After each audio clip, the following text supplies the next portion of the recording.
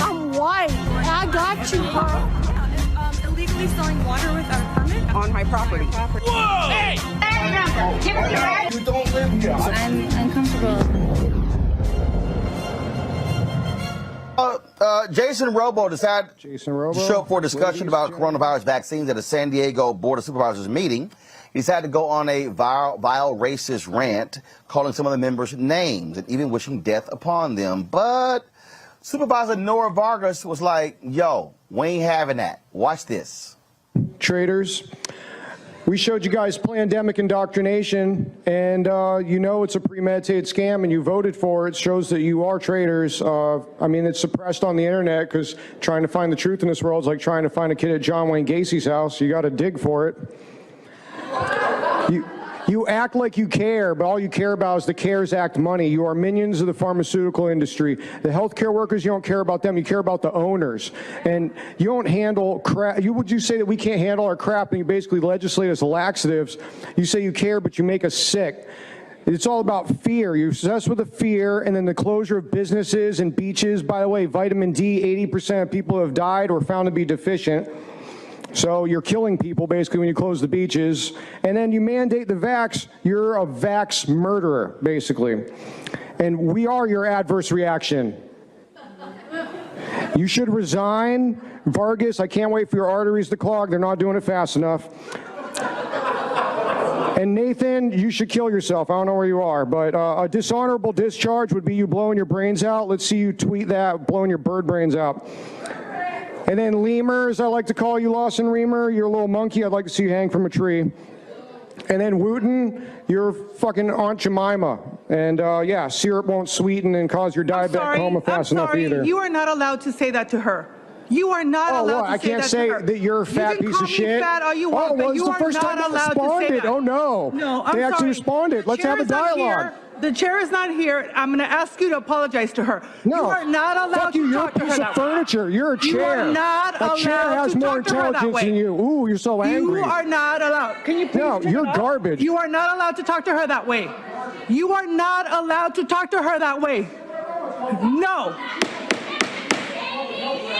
Absolutely not. Not under my fucking watch. No. Absolutely not. No. No. Your time has expired. Please take a seat. Next speaker, please. You are expired. Your time has expired. Sit down. Next speaker.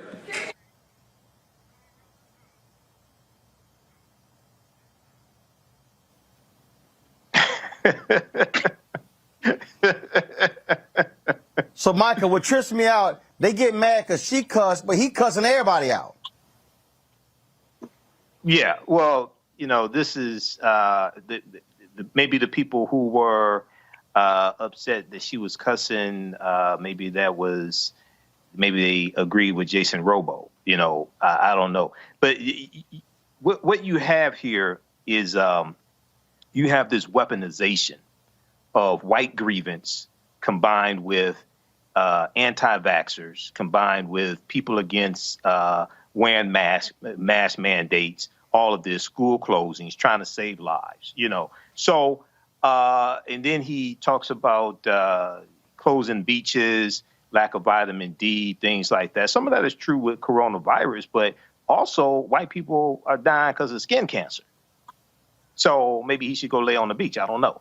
But so we just have to realize that this has to be combated. This is all tied to critical race theory, attacks on critical race theory, and critical race theory not being taught through K through 12. So this is what these are going to be talking points during the 2022 midterm election. So we have to be prepared for this. Well, Kelly, Jason got fired from his job after this rant went viral, as well as he should. If I was surprised he had a job, he sounded so ignorant. I'm glad that he got fired, because you don't need to be in any type of situation in which you're interacting with anyone with that kind of attitude. But more to his rant in general, white people want to be oppressed so bad. I mean, I don't get it. I really don't get it. Like, if you're already at the top of the food chain, according to y'all, why would you want to be oppressed? I don't understand. There's nothing glamorous about oppression. There's nothing, you know, cool about being disenfranchised. And it's like, they try so hard. It's beyond grasping at straws at this point. They really just put themselves through the ringer in order to look like they're oppressed, and they're not oppressed. They're not.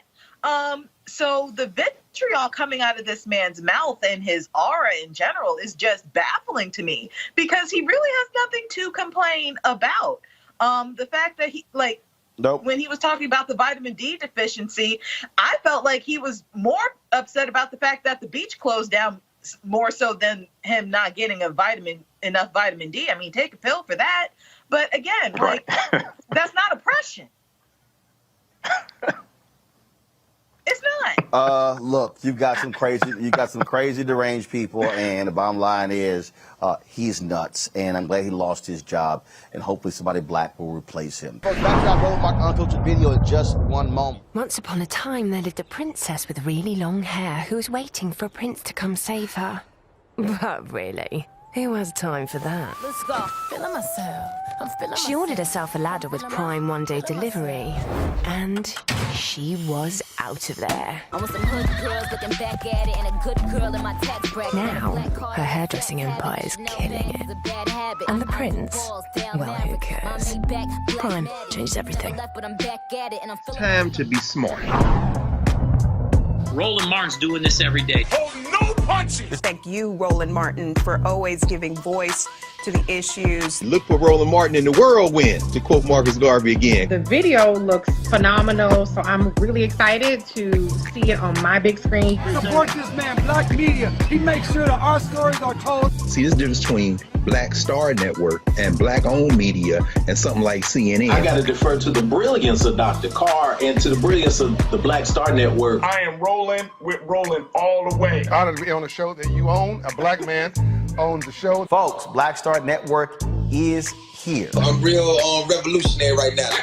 Roland was amazing on there. Stay black. I love y'all. I can't commend you enough about this platform that you've created for us to be able to share who we are, what we're doing in the world, and the impact that we're having. Let's be smart. Bring your eyeballs home. You can't be black-owned media and be scared. You dig?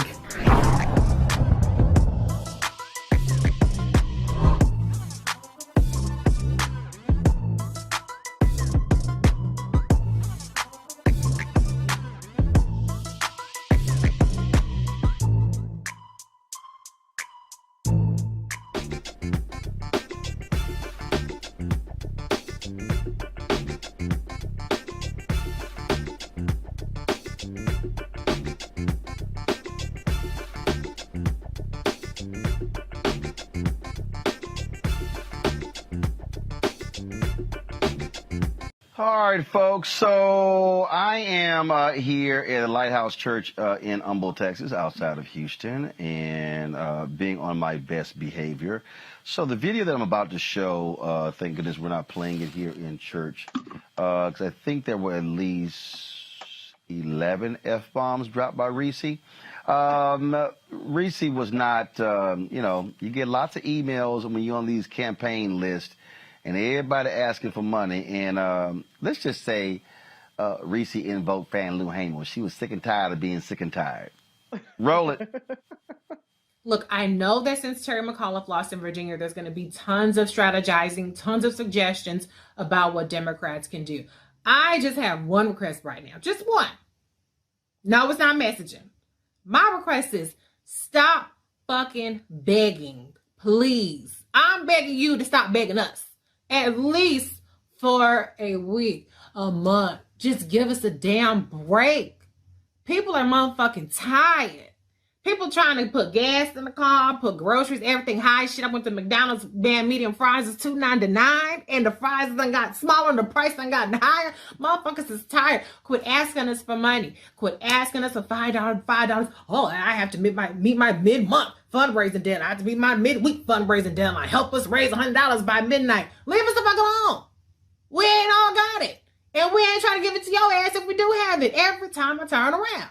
So Democrats, spend a little bit less time begging and pleading for money all the motherfucking time. And if you must, reach out to us. Tell us about what the fuck you're doing. Y'all sit up there and complain about how the media doesn't tell people and nobody knows what's in the plan because of the media. But meanwhile, I get 100 motherfucking emails from Democrats all day begging and pleading for some damn money. Spend some of them emails telling us what the fuck is going on so that when it's next time to vote, people know, well, okay, the Democrats did this for me, they did that for me, this, that, and the other. Y'all raised $1 billion, how many hundreds of millions of dollars, and you just raise money to tell us to give you more money. Get it the fuck together. Because people are tired of this goddamn 365-day perpetual campaign cycle from all around the country, unsolicited shit. That's part of your problem. I don't know, ain't nobody else gonna want to say it because people get paid from campaign financing. But I don't get paid from that shit. So I'm going to tell you, just leave us the fuck alone. Give us a break. Quit asking about mid-month, midday, midnight, mid-everything, campaign deadlines. And just let people be great. Just a little bit. Y'all give money, then you turn around and beg for it right the fuck back. Leave us alone. Just if for no other time for the rest of the week. Please. So I think I counted at least 8 F-bombs and 4 MF bombs. And Greg, even your brother, the pastor, had to thank Reese for that particular video. He did. Reverend Carr. My brother appreciates a good curse word, brother. Look, I wasn't counting. I was too busy enjoying the inflection on MF. That was a unique voicing there, Reese. It was just quite, you didn't go to the four motherfucker, but it was like motherfucker. It was somewhere right in between, and it was just so lyrical. I feel like at some point you got to go in the studio, sis, and put Nas's ether underneath. That's what the young people, you gonna need an underneath track. That you could put a fire track out. And man, my God. No, that was Chef's kiss. And I know why Jeff appreciated it, because he appreciates a good curse word. Well, and look, and Reese, I'm with you, because I mean, I swear the number of emails that come across. I mean, it always tripped me out how many times I would see Nancy Pelosi name in my subject line, and I got to the point I'm like, well, when's she gonna come on my show? Ooh. Ooh. Right. Ooh. And then all these off-brand candidates, I'm like, I don't know, y'all. How y'all get my email? Hello? I mean, it was Georgia. I don't know about. I'm sorry, Reese. Go ahead. Oh, no. And it's so funny because, I got so many people sharing screenshots. Like, here's Jamie Harrison in my inbox. Somebody said they wanted you to give a donation for Joe Biden's birthday card. Like, leave us the hell alone. Like, I feel like people are burnt out. Like, we have not stopped campaigning from the 2018 midterms when Stacey Abrams was running and Andrew Gillum were running. Like, the campaigning never stops. That now you're getting text messages. I remember when I was text banking for in 2018, people said, I'm not going to vote if I get one more damn text message. And I was like, damn, is that serious? But now, 3 years later, I'm like, leave people alone. Give us a break. So I'm just trying to say, like, we're getting bombarded. I think people are starting to tune out, and we need to give people a break so that next year when people are getting emails and text messages and phone calls, they won't be so oversaturated so that they just don't completely check out. It's getting ridiculous. I will say there was $14 billion spent the 2020 election cycle. Y'all don't need my funky ass little $5. Y'all gonna be all right if you don't get my $5 today and you miss your midday, midweek, mid-month deadline. Give us a break. Jamie Harrison, if you're listening, give us a break. Put some memes in our inbox instead of begging for some money. That might get you a little bit more goodwill. Georgia. Well, I mean, I do know a good producer, Reese, who could help produce that track, and I think we should call it Campaign Dollars with a Z. Just saying, and maybe I could drop a hot 16. But outside of that, you know, you raise a good point, and I think it's the authenticity in which you said that people can resonate with, because we're all getting those emails. But how many of us are getting reinvestments into our community? How many Black-owned businesses are these politicians lobbying for and advocating for?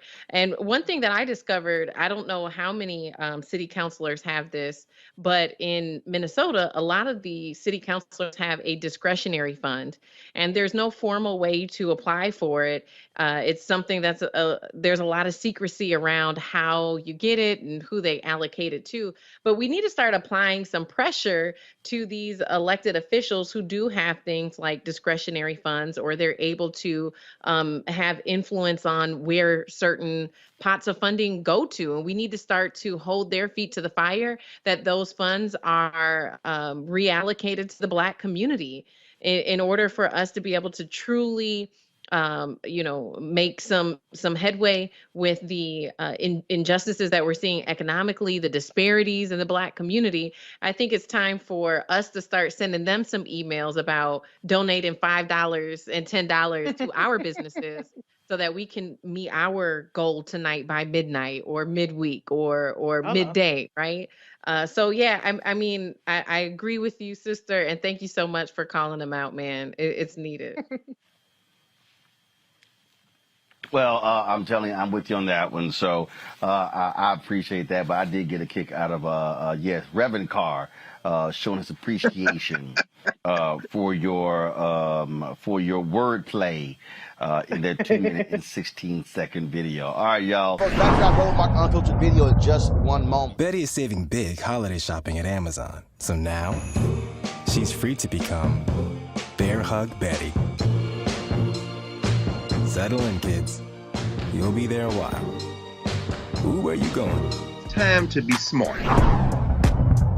Roland Martin's doing this every day. Oh, no punches! Thank you, Roland Martin, for always giving voice to the issues. Look for Roland Martin in the whirlwind, to quote Marcus Garvey again. The video looks phenomenal, so I'm really excited to see it on my big screen. Support this man, Black media. He makes sure that our stories are told. See, there's a difference between Black Star Network and Black-owned media and something like CNN. I got to defer to the brilliance of Dr. Carr and to the brilliance of the Black Star Network. I am rolling with Roland all the way. Honored to be on a show that you own. A Black man owns the show. Folks, Black Star Network is here. I'm real revolutionary right now.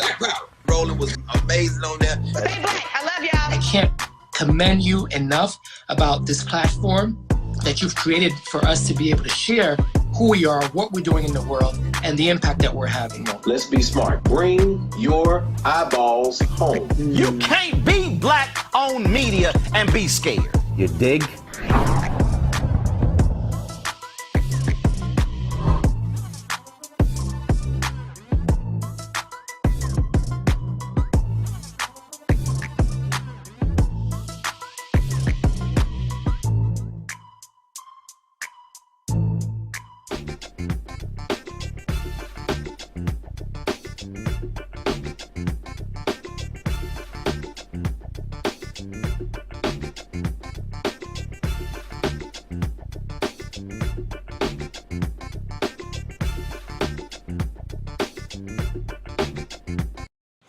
One of the folks who also has been speaking on this issue is Reverend Dr. William Barber. Sunday, he preached at Rankin Chapel. He joins us right now on Roland Martin Unfiltered. Reverend Barber, how you doing?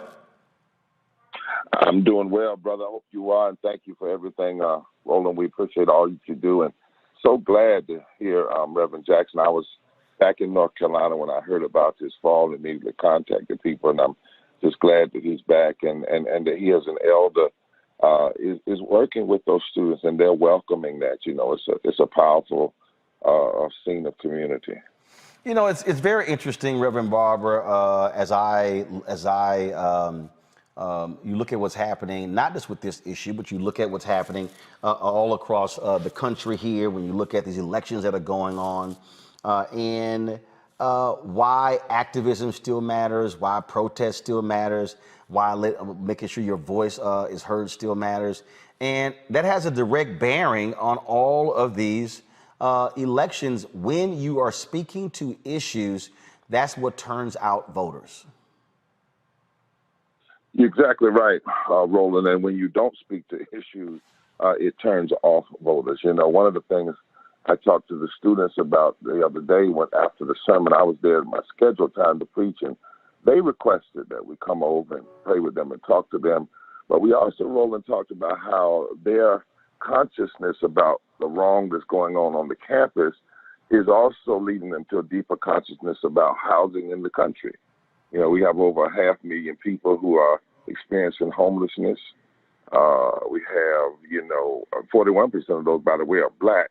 And somewhere in the neighborhood of 7.4 million people are on the brink of some form of homelessness if they just have one or two things go wrong. And people want to hear those issues. It's amazing to me, Roland, how sometimes our Democratic brothers and sisters run from what's actually polling popular. You know, I watched the other morning when Manchin, McConnell opened the Senate. You know, he had the nerve to talk about a 30-year-old whose rent has gone up the last 3 years. He talked about a guy whose gas had gone up, and how if they didn't pass the Build Back Better plan, he would get a better tax break and be able to pay for it. Then I listened to Congressman Schumer, Senator Schumer, and he probably just talked about the numbers. He didn't talk about the people. He didn't talk about the faces. You know, and the truth of the matter is, affordable housing, universal pre-care, health care for all, money for community college, free college, all of these things, the people want them. $15 minimum wage in a union. But you've got to put a face on it. And if you don't do that, then you get stuck and you allow somebody like Manchin to take over the debate and act as though there's this problem with the deficit, there's this over expenditure. If you listen to Manchin talk, you would think we're spending $3.7 trillion or $1.7 trillion tomorrow and not over 10 years, which is really what's going on. And in fact, we really ought to do $10 trillion, $1 trillion a year, and that could be handled with the tax on billionaires. And if you told people what that was actually going to do for their daily lives, you would get massive support from the community. As waiting for these election results, as we're looking at what happens tonight, frankly, no matter what happens, whether Democrats win in Virginia or New Jersey, whether they lose, this should be a dry run for both of these parties to speak to poor folks, to speak to, because we constantly hear this, and it is ad nauseum. And President Joe Biden does this, and frankly, it's idiotic. The middle class, the middle class, the middle class, the middle class. The middle class are not the only people who make up this damn country. And so if that's the only group you keep talking to, and you never mention those who are below the middle class, they're sitting there going, well, hell, do we matter? Exactly. And we just did a study. You talked about it before. We just completed it called Awaken the Sleeping Giant. And in that study, Roland, it said 40% of the voting population in battleground states are poor and low-income voters. Across the country, 30%. Now think about this. Here we are in Virginia. I've been listening just like you. Middle class, middle class, middle class. 43% of the people in Virginia are poor and low wealth. 43%, 3.5 million residents. They have not heard their names spoken. 51% of our children are low income. 44% of the women in Virginia, 1.9 million. 57% of people of color are poor and low wealth in West Virginia. In Virginia, 800,000 people uninsured in Virginia. 1.4 million workers who make under $15 in Virginia. So how in the world are you running a campaign and literally not speaking to 30 to 40% of the population? It makes absolutely no sense. And if you keep saying that, you're right, middle-class people feel like they don't matter. And there's two ways people vote.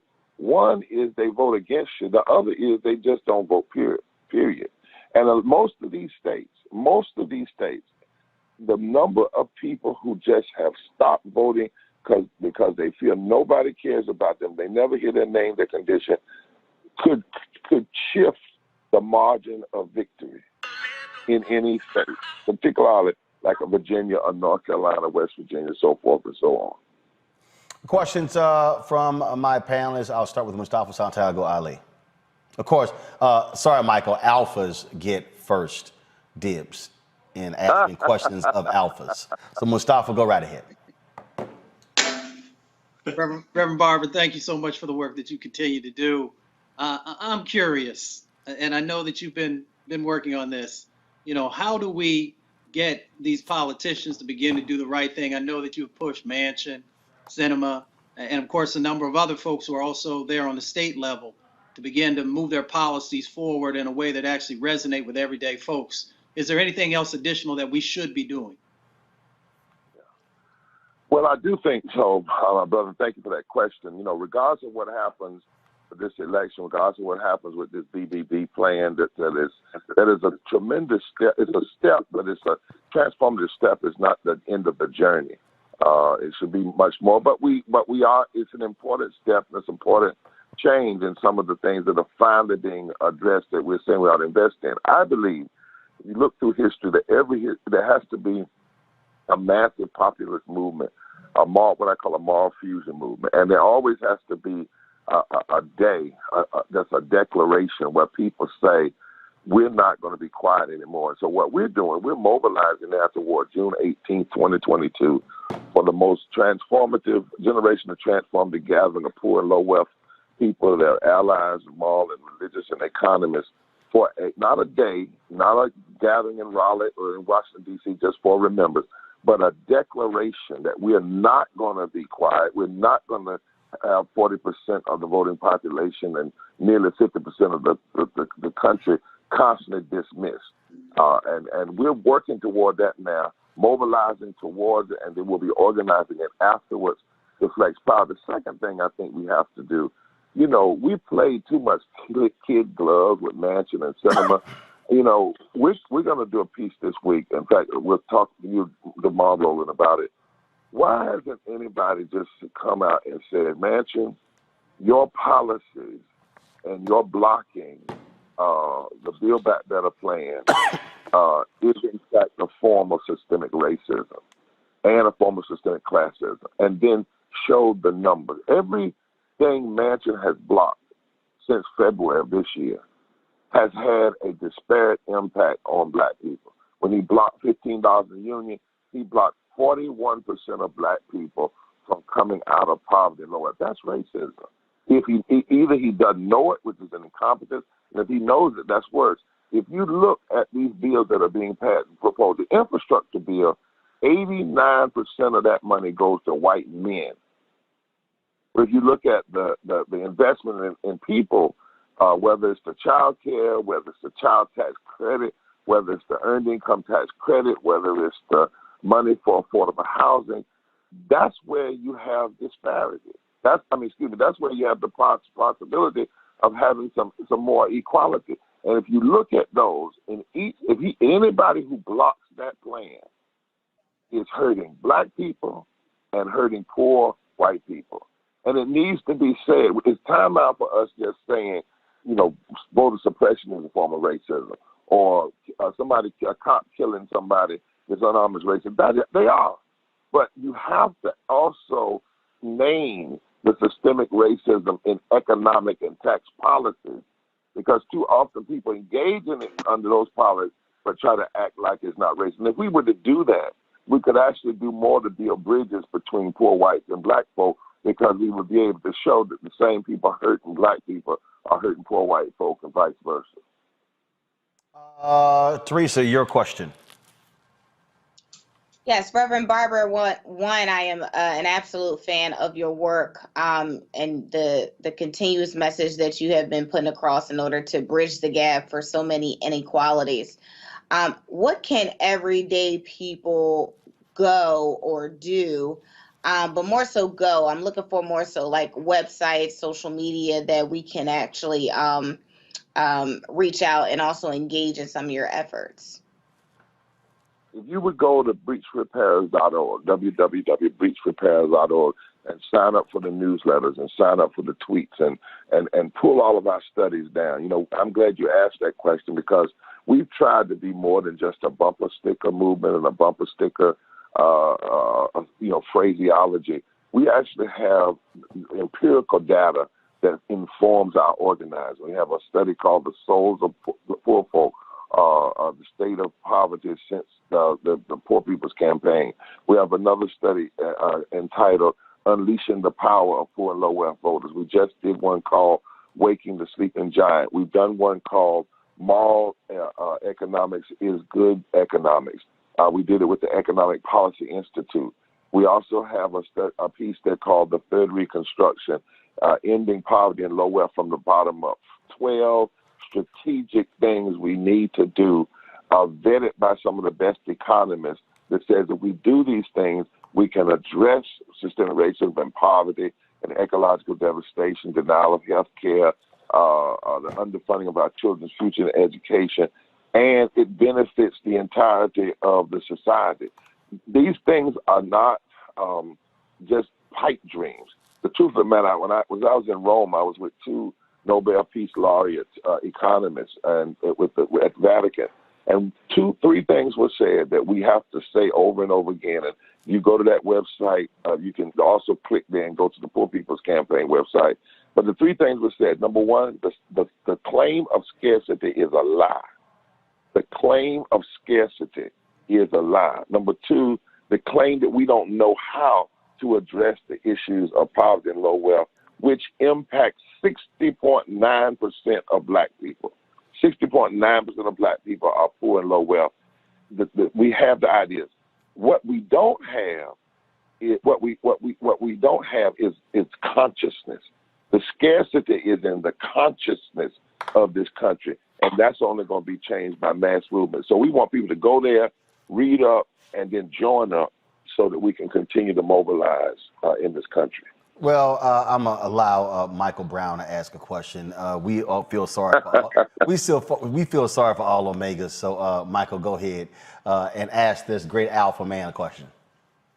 I'm sure Reverend Barber does not feel the way you feel about Omegas. Yes, he does.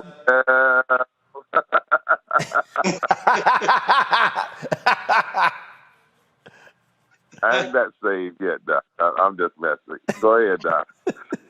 Reverend Barber, it's always a pleasure. Something we were talking about earlier, the challenge of how we get our people to the polls when it's a non-presidential election year. We seem to always have this traditional dip on these off-year elections. What do you think we can do to try to combat that? Well, I'm probably going to get in a little trouble, but I'm just going to get in it. First of all, I think that all of our African-American elected officials need to run in off-year and in on-year elections like they have competition. I think too often in some of these places when people are in quote-unquote safe districts, they don't really put forth an effort, and that undermines the numbers that turn out at large. I hope that there has been an all-out, every person that was elected went to Virginia, for instance, in some way. But number three is we've got to get our people voting an agenda and not just a personality. Because if we keep staying with personality, we're going to be in trouble. And that's why we got to make sure that we are putting forth an agenda and organizing people. We call it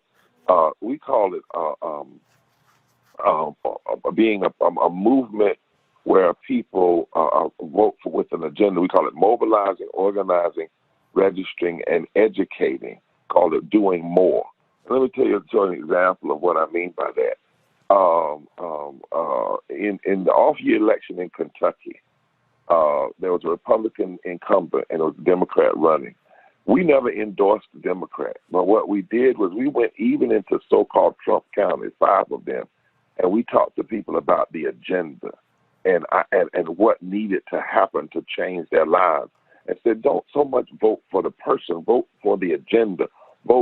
Push your own agenda, vote in that way. 3 of those counties that have been so-called red counties turned, and the governorship changed. We never endorsed the governor. We never came out and endorsed the governor, but what we did was we promoted an agenda. In North Carolina, we talk a lot about Georgia, but people forget, after the Moral Monday movement in North Carolina, not only did we win against voting, but we were able to bring the governor that was sitting, the Republican numbers down to about 39%. We were able to turn out people because we had same-day registration. So we didn't have to register people and then vote. They could go and vote the same day and register.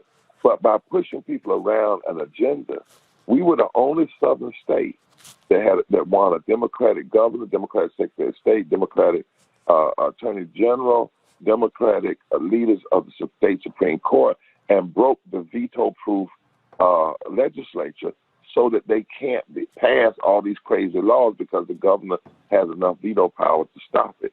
So we have to drive folk to the polls around agendas and not just personalities. And that's the work we've got to do.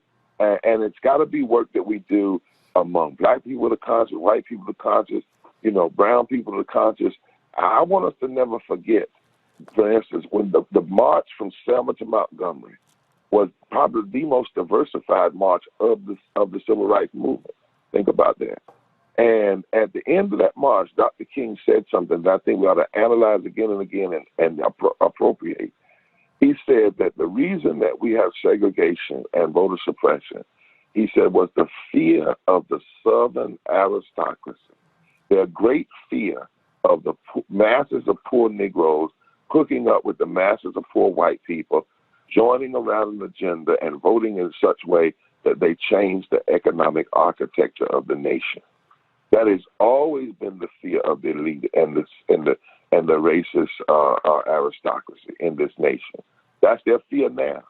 That's why they're trying to drive certain people home and make them stay home. And we cannot do this personality by personality by personality.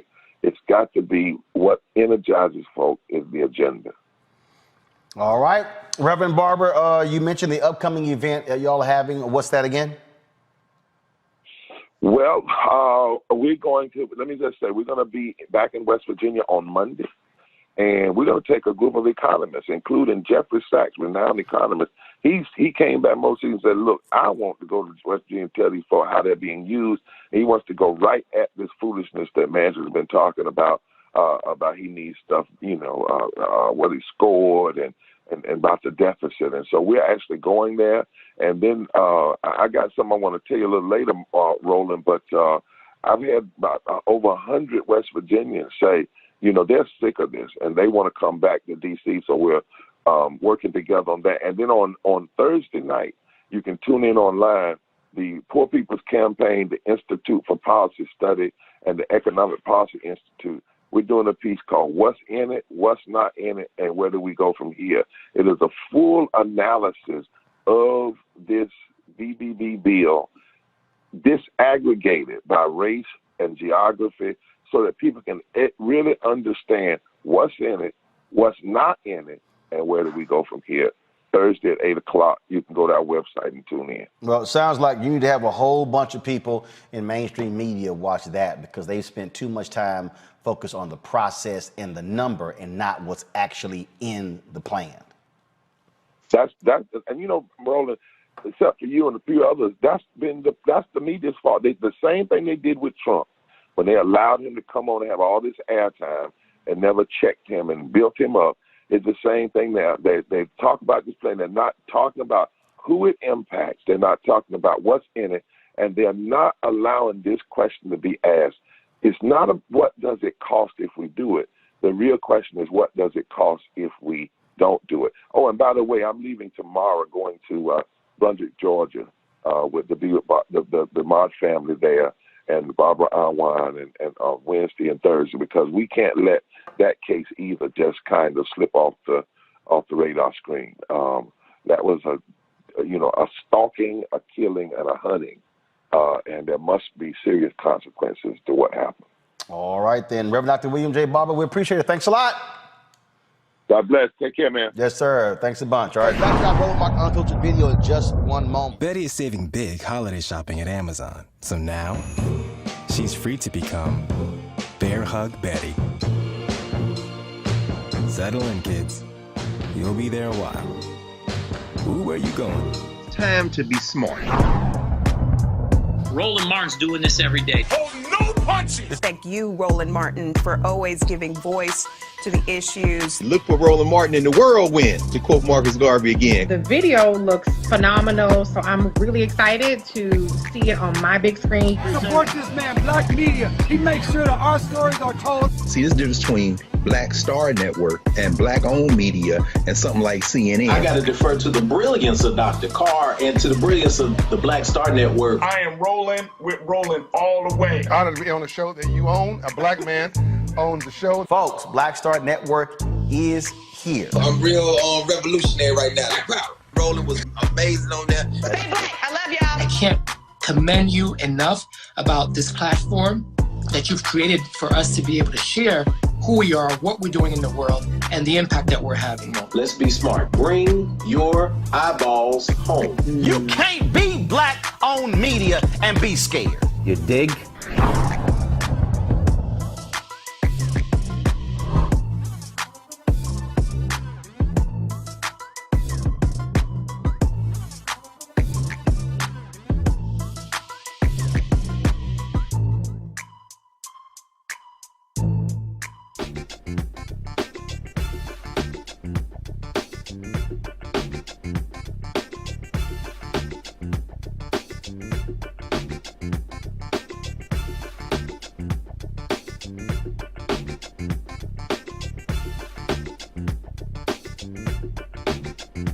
A juror has been dismissed from the Kyle Rittenhouse murder trial for making a joke about the Kenosha police shooting of Jacob Blake. Kenosha County Circuit Judge Bruce Schroeder addressed a request from prosecutors to excuse a juror who had made a joke about the Blake shooting to a courtroom deputy while being escorted to his car earlier in the week. The joke, according to prosecutors, was, why did the Kenosha police shoot Jacob Blake 7 times? Because they ran out of bullets. Blake, a black man, was shot in the back 7 times by a white police officer outside an apartment complex on August 23, 2020, leaving him paralyzed from the waist down. Rittenhouse is facing multiple charges, including homicide. He faces up to life in prison if convicted. This case right here is very strange to me, Greg, because already you have the actions of this judge where he has said that they cannot refer to the individuals who were killed as victims, but they can refer to them as looters and other names as well. Also, this judge, talk about being thin-skinned. This is the same judge who actually used time in the courtroom to criticize media people criticizing him. He even took aim at CNN legal analyst Jeffrey Toobin. I'm sorry, you're the judge in this case, and you take time to critique media folk who are critiquing you? Why is this man still on this trial? Because this is America. I mean, I hate to say it that way, Roland, but let's be clear about this. And I've been listening to and talking with some of my friends and colleagues, including some practicing lawyers, about this case. Let's all brace ourselves, because unlike the Ahmaud Arbery case, which is, you know, as Lee said, the facts are there. This man has a very strong possibility of being acquitted, this boy, in self-defense. When you look at the facts of the case and you look at the law in Wisconsin, this little boy right here could walk. He doesn't even need the help of that white nationalist judge on the bench or the lynching jury that they have impaneled. So rather than get our blood pressure up, we have to understand that we're going to have to break this system in order to build something different. It is set up to do what it's going to do, and this man is very comfortable in his impunity in flying his white nationalist flag. He's on the bench because this is America, brother, until we do something about it. But let's just brace ourselves. I mean, this is one we need to watch very closely, but I'm just a word of warning. This isn't as open and shut as you might think it's going to be. It's just Georgia watching this case has been real weird. To the point Greg made, when you saw all of these folks coming to his defense, these white nationalists like former actor Ricky Schroeder contributing, raising $2 million for his defense. You also have had, again, how this judge is ruling. I mean, you know, what we're seeing here is a stark contrast to how he is being treated. In many ways, this to me feels like Dylan Roof being taken to Burger King to get something to eat after he killed 9 black people at Mother Emanuel. That's right. I mean, we continuously see these examples that are just outright insulting to the Black community. And the miscarriages of justice that continuously happen. And so, you know, I just hope that there is a new generation of Black people who are inspired to run for seats like, you know, a judgeship, because we need representation in every single aspect of the courtroom in order to really start to see the change that we need to come forward. It is weird to hear a judge make that kind of determination. But even from a media standpoint, Roland, when you think about the word victim, I mean, when you use the word victim, it automatically evokes empathy and compassion for a person. But not just in the courtroom are we seeing, you know, these white nationalists not allow Black people to be referred to as victims. But oftentimes when you look at media coverage, there are cases like Philando Castile or George Floyd, where we are seeing the media choose to not use that kind of language. Now, in some instances, you can argue that legally you can't use certain words like maybe murdered, right? We couldn't say that Derek Chauvin murdered George Floyd until that was proven in court for legal reasons. But when you look up the definition of victim, I mean, a victim could be a victim of an accident. It doesn't necessarily have to be something that is determined in the court of law. And so there's so much nuance in language. And I think that it's why the work you're doing, Roland, with the Black Star Network is so important. And it's why we have to continuously control our own narratives. Reese. You know, I want to remind people that the 2 men that Kyle Rittenhouse killed are white men. So this is white on white crime. But it's not their whiteness that makes them a victim. It is the fact that they were standing with people protesting for Black Lives Matter. And that's what this defense attorney is trying to make this about. He's trying to make it an indictment on Black Lives Matter and trying to say, hey, if you're a white man and you cross state lines with a gun and shoot people, you can do it as long as you're protecting whiteness, even if your victims are white men. It also helps in Kyle Rittenhouse's case that one of the victims, Rosenbaum, is a pretty, you know, not well-to-do. I mean, he was a homeless white guy, just got out of discharged from a mental hospital for a suicide attempt, and so he doesn't make for the most sympathetic victim because, you know, there's a lot of classism that happens amongst white people, and a lot of white people figure that the least of these is disposable to them, and so I think that we're dealing with a lot of aspects here where they're N-words for the sake of this trial, even though they're not actually Black people. So it's interesting to see how they get treated. They're getting these victims are getting the Black victim treatment in this case. So yes, will Kyle Rittenhouse get off? Most likely. There's a troll in your chat and Facebook, Roland, that is spreading the propaganda already. Oh, he's exonerated based on the footage and things like that. And so this is a cause now for the white nationalists. And I think that we're going to see that play out with the verdict that ultimately comes out. But I could be wrong. Mm-hmm. Mm-hmm. Well, this is again one of the craziest things that we're seeing with this trial. Backdrop roll mark unfiltered video in just one moment. Oh, that spin class was brutal. Well, you can try using the Buick's massaging seat. Oh, yeah, that's nice. Can I use Apple CarPlay to put some music on? Sure. It's wireless. Pick something we all like. Okay, hold on. What's your Buick's Wi-Fi password? Buick Envision 2021. Oh, you should pick something stronger. That's really predictable. That's a really tight spot. Don't worry. I used to hate parallel parking. Me too. Hey. Really outdid yourself. Yes, we did. The all-new Buick Envision, an SUV built around you. All of Time to be smart.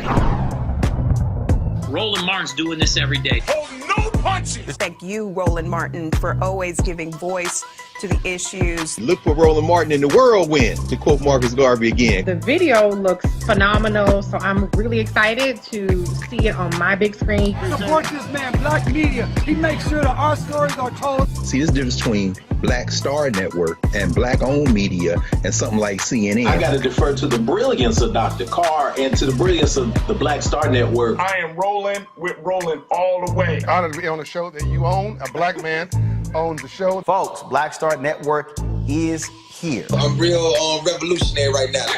Roland was amazing on there. Hey, Black, I love y'all. I can't commend you enough about this platform that you've created for us to be able to share who we are, what we're doing in the world, and the impact that we're having. Let's be smart. Bring your eyeballs home. You can't be Black-owned media and be scared. You dig?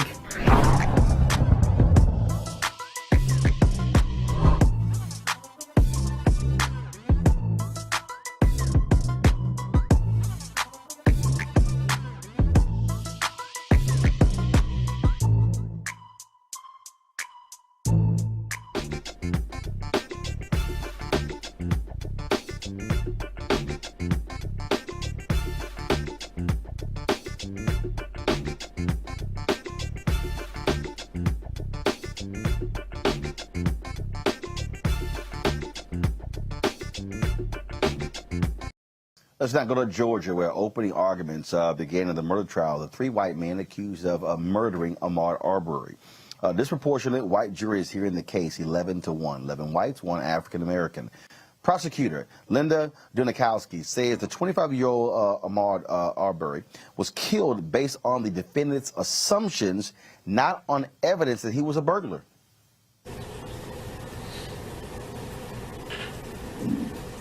And what's difficult to see, what you just saw, was Travis McMichael raising up his shotgun, the Remington 12 gauge. For absolutely no reason, because where's Mr. Arbery? Look how far Mr. Arbery is. Mr. Arbery's under attack. He's being driven forward by Mr. Bryan in his pickup truck. He's running away from this pickup truck that's already tried to hit him 4 times toward the McMichaels. Yet the defense said that no, they believe the burglary was taking place and they were simply trying to stop it. Ahmaud Arbery face to face for the first time at Larry English's house and then in Larry English's house. He's had a first-hand encounter. He knows that Ahmaud Arbery has been lurking around that house for no legitimate reason. Not authorized to be there. He's not working on the house, not doing anything but plundering around the house. He knows stuff has been stolen. It's probably the power. These things have a mind of their own. Just want to make sure. He knows stuff has been stolen because Larry English has told everybody that.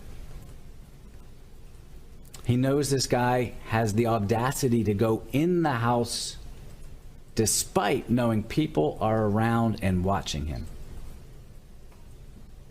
He knows he's possibly armed because he made that move to his left-hand pocket, waist. He has probable cause to believe a burglary has been committed.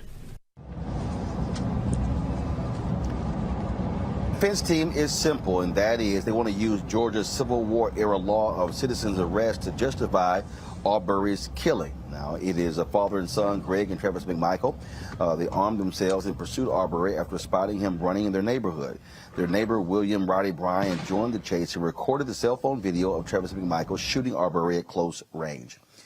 This, Kelly, is going to be, again, first of all, you would think this is going to be a slam dunk for the prosecution, but the reality is you have these folks who believe in this stand your ground notion, and that could be very problematic when it goes to the jury. But I would dare say the prosecution has started off on a very good note. I would think so too, especially when you heard defense's opening statements about what their theory of the case is. Like you said, the antiquated law regarding how private citizens' arrest is concerned, I just don't think it'll hold much weight, if any, especially when you're using terminology that is actually catered and really reserved for law enforcement, such as probable cause and, things like that. I mean, you're talking about private citizens. Probable cause isn't necessarily applicable to private citizens, it's applicable to police and their rationale as to why they can engage in with a private citizen, as opposed to private citizens engaging with other private citizens. The fact of the matter is, had they just minded their own business, Arbery would still be alive today. But another note that I just wanted to say, after looking at the footage of the trial today, and correct me if I'm wrong, I have yet to see a defense attorney for cases like this not be a white man. And I just feel like that's telling in cases like this, where the only representation that remotely can ascribe to that kind of rationale can get into the head of a defendant in cases such as this is white men. I have yet to see a white woman. I certainly haven't seen black men or black women or any other person of color or any other gender represent people like the defendants in this case, even Chauvin and the like. And I feel like that should show you just how biased the rationale is for a white man to engage with someone that he doesn't know simply because of the color of their skin. It is interesting to watch this play out, Ray Baker, because what they're trying to lay out, this whole idea that he was stealing, they have no evidence. They have no evidence that he stole anything. As the prosecutor said, they are assuming that's what led them to do what they did. They saw him and said, "Oh, we had burglaries, got to be him." Yeah, I mean, I think the obvious point here is the belief in the inferiority of black people, right? And if we're thinking about whether or not justice will be adjudicated, again, we cannot apply reason or ration to this because white supremacy is irrational, yet it's still pervasive. Because the idea of the people of Glenn County will look at, the defense attorney is, I think, brilliant. And the reason I say that the defense attorney is brilliant is because the defense attorney is making this case and is saying this subtly. You don't trust black people either.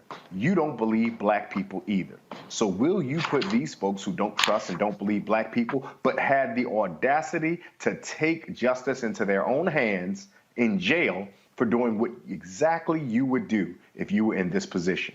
And this is why when we get verdicts of not guilty, and for things that, as Kelly accurately says, looks very, very obvious and guilty, we black folks should not be surprised, because this is not an impartial jury that is weighing both sets of case facts as though they are all legitimate and then going to come to a reasonable or rational conclusion. We assume Americans are rational, but again, we know we live in a white supremacist nation, and we know that white supremacy is irrational, so why would we ascribe rationality to a community of people who have built the bedrock of their human value on something that is irrational? Michael. Roland, I've been covering this pretty much every day on my show, and the citizens arrest law that they're citing, they're using this as grounds for chasing Ahmaud down. It wasn't just from 1863. in Georgia. It was when Georgia was part of the Confederacy and had committed treason against the U.S. And the law was targeting runaway slaves running away from Georgia plantations to run behind Union lines. That's where the law originates from, 1863. Now, there have been, we know the law has been repealed since after Ahmaud's killing, but there have been exceptions in that law regarding business owners, retail, okay, things like this. But you have to have either witness a crime, witness a theft, or have some type of knowledge of a theft, okay? Reasonable knowledge of a theft. Here, they didn't have, there was no evidence that he stole anything, committed a crime, anything like this. So, and something very important in the opening statements that lead prosecutor Linda Dunikowski pointed out is that when they confronted Ahmaud, they didn't say citizen's arrest. They didn't say you're under arrest or anything like that. That wasn't said. So if you're claiming that you were making a citizen's arrest, why wouldn't you say citizen's arrest? Folks, backdrop roll mark unfiltered video in just one moment. Oh, that spin class was brutal. Well, you can try using the Buick's massaging seat. Ooh, yeah, that's nice. Can I use Apple CarPlay to put some music on? Sure, it's wireless. Pick something we all like. Okay, hold on. What's your Buick's Wi-Fi password? Buick Envision 2021. Oh, you should pick something stronger. That's really predictable. That's a really tight spot. Don't worry, I used to hate parallel parking. Me too. Hey. Really outdid yourself. Yes, we did. The all-new Buick Envision, an SUV built around you. All of Time to be smart.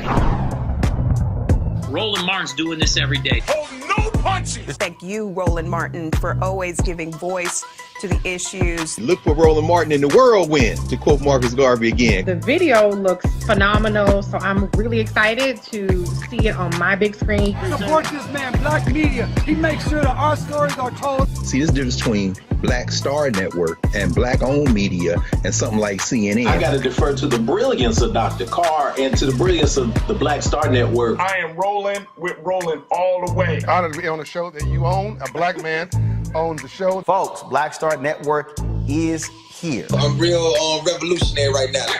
Roland was amazing on that. Hey, Black, I love y'all. I can't commend you enough about this platform that you've created for us to be able to share who we are, what we're doing in the world, and the impact that we're having. Let's be smart. Bring your eyeballs home. You can't be Black-owned media and be scared. You dig?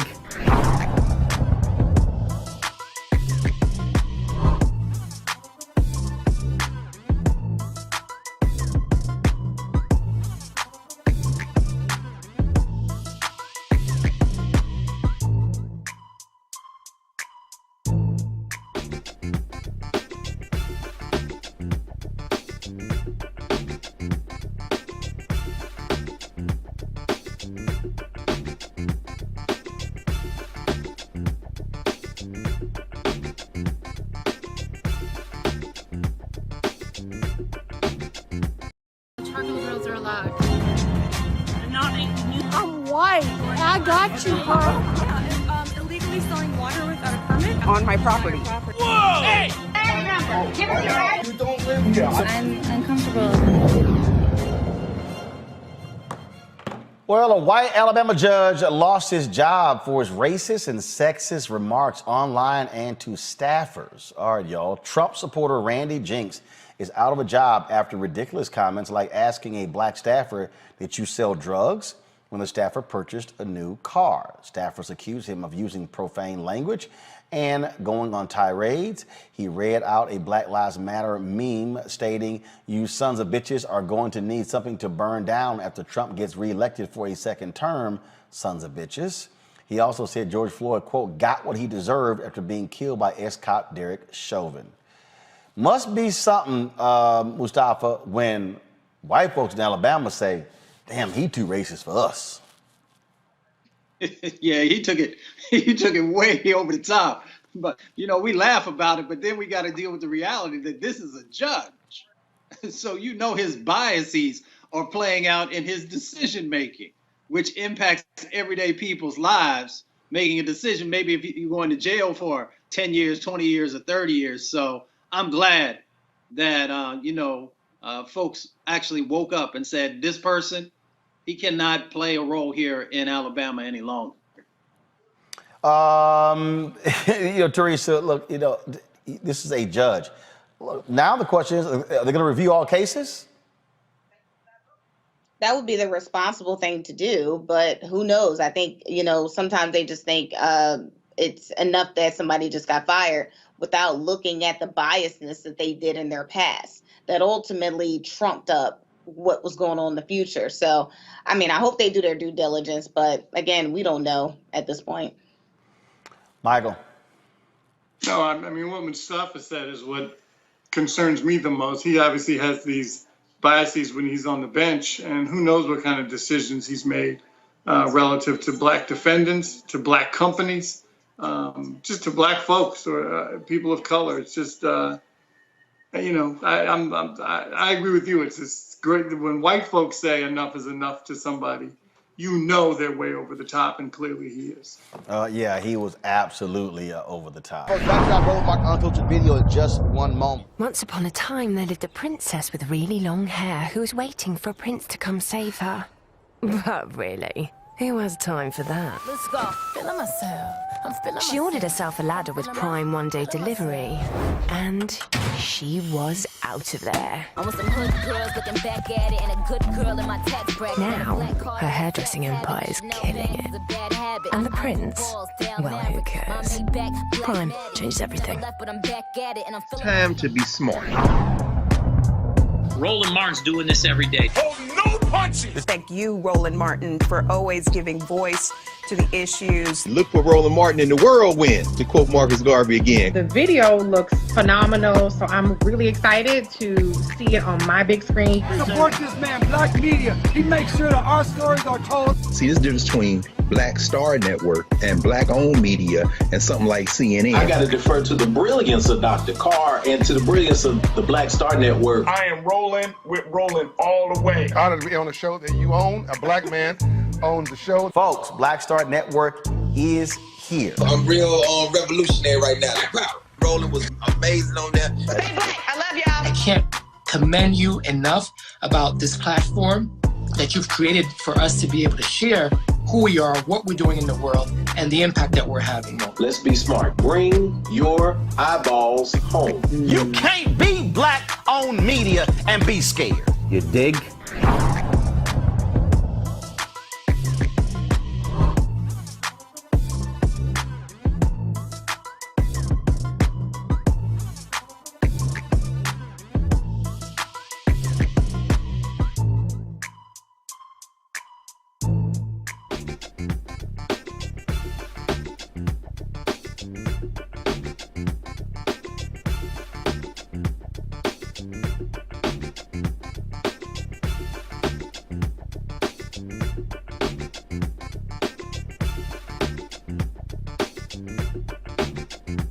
Well, another failed effort at passing a voter bill in the United States Senate. It failed again today. Senator Chuck Schumer brought it to the floor. Republicans are still not going to go for it. It ain't going to happen, y'all. You got to either end the filibuster. The only Republican to vote for it was Lisa Murkowski of Alaska. Here's what she had to say.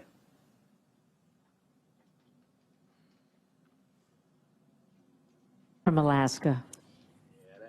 Madam President, I've come to the floor this afternoon to speak also about the John R. Lewis Voting Rights Advancement Act. This is S4. Listening to my friend from Virginia here describe some of the history that he and his family have lived through.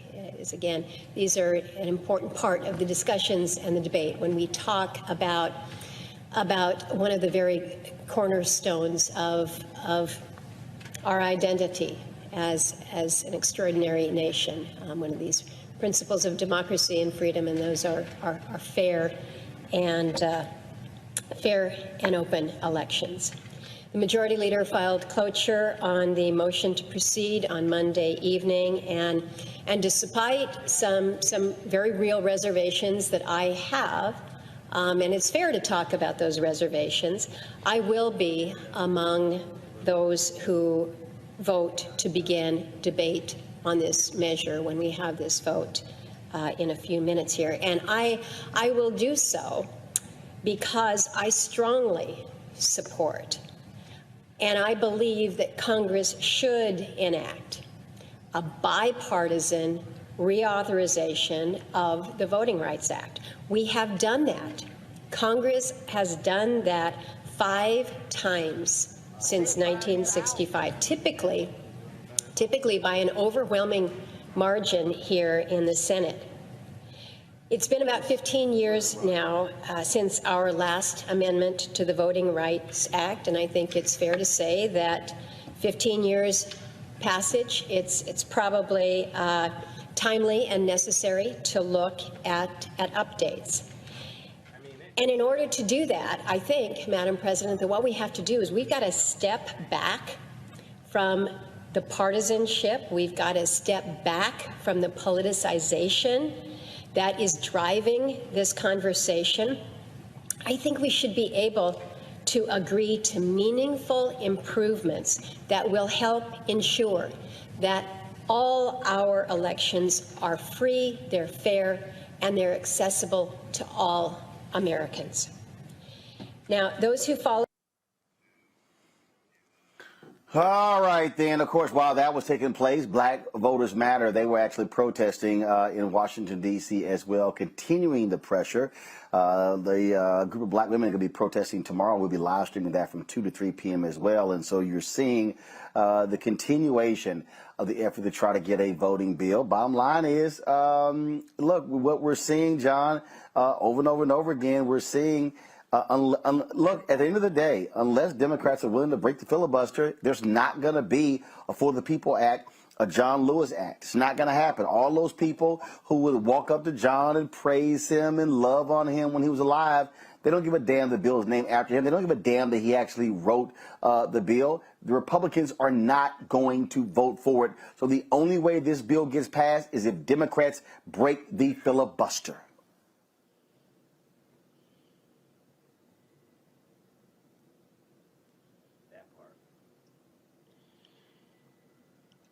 John? Hello? Yes, go ahead. Yeah, you're talking to me? My bad. So, you know, I think that there's this perception that the Biden administration is not bringing their A game to this. There's this perception that President Biden is not pushing hard enough to get his own agenda passed. And, you know, the reality is, I don't know if that's true or not, but I understand why it's seen that way. I believe that him and the Senate Majority Leader Schumer, they both, there's this perception that they're soft and that they're not pushing hard enough for the agenda to be passed, and they're not playing hardball enough. I don't know. I'm not behind that wall, but I know something different needs to be done, because if it's not, well, there goes democracy. It's really that simple. You literally have the opposition who supports being able to overturn the people's decision. They're going along with the former President Trump's fascism. And it doesn't seem like there's a sense of urgency from the White House. Scott? Yeah, you know, Roland, we've talked about this a lot. If I can tell you Biden's not doing enough, I can tell you that Harris isn't doing enough, because their own political survival and political survival of the Democratic Party is an issue. The problem with people that don't look like us in office are that they don't believe that. Time and time again, black people have shown that they're the core of the Democratic Party, that they are the base of the Democratic Party. The majority of white Americans hasn't voted for a Democratic president since Lyndon Baines Johnson. And so you have white Democrats who just continue to believe that if they attract more white Democratic voters, that they're going to be okay. And yet and still, when you look at Barack Obama, when you look at Bill Clinton, It was the black base of Democratic voters that gave them the White House, including the Biden White House. These are realities, and yet it's simply not enough. And so it is not smart. It is dumb for Biden and Harris not to do everything humanly possible to press and stress and get rid of the Klobuchar, Sinema, and Manchin.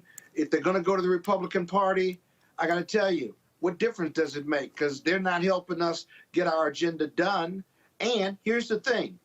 We're not going to win the White House back in 2024 or get the Senate or the House for the Democratic majority if you don't pass this Voting Rights Act. You're not going to get back to the House and Senate Democratic majority if you don't pass criminal justice reform. This is what they were elected to do. More than half of America said, this is what we want you to do. And they have not done it. And I don't care why they haven't done it. We have to be very results-oriented about it. You've convinced me, Roland, that protesting in the streets is a big part of this thing. Got it, okay? We're doing our part there. Not enough white Democrats aren't, though, because they don't believe they need the black vote to get reelected in 2022 or even 2024. And so we're stuck in this political vortex, and neither side wants to move, but black people are moving. We're mobilizing. We're protesting. We're doing everything we can.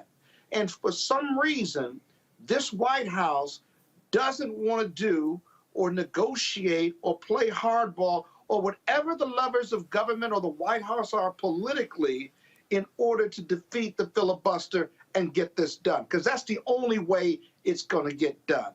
Every time Manchin says, I believe in bipartisanship, what happens? The Republicans show them otherwise.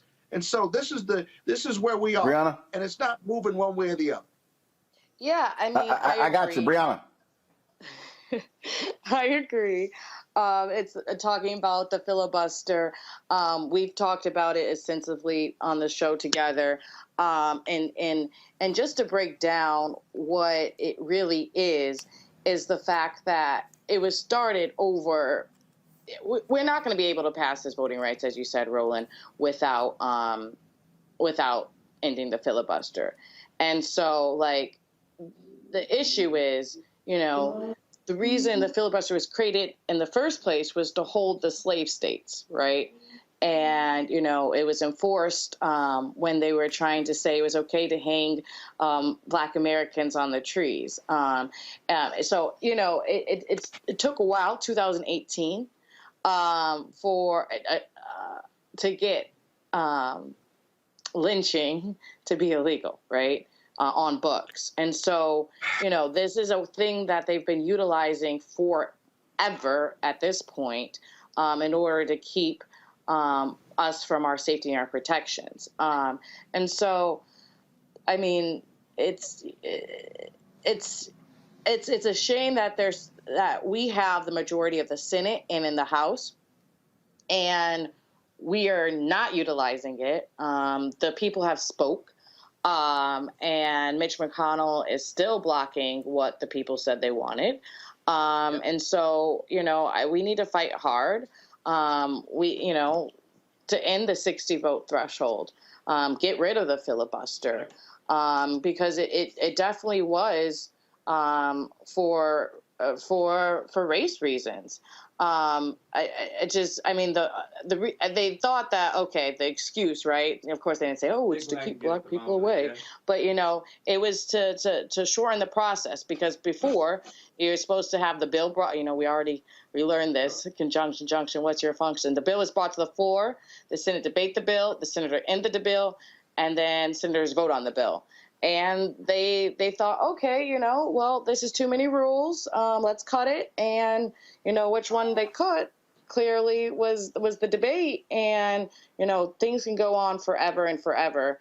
And they've been utilizing that to seize more power for white America. Well, we'll see again what happens next. Back to that Roland Untitled video in just one moment.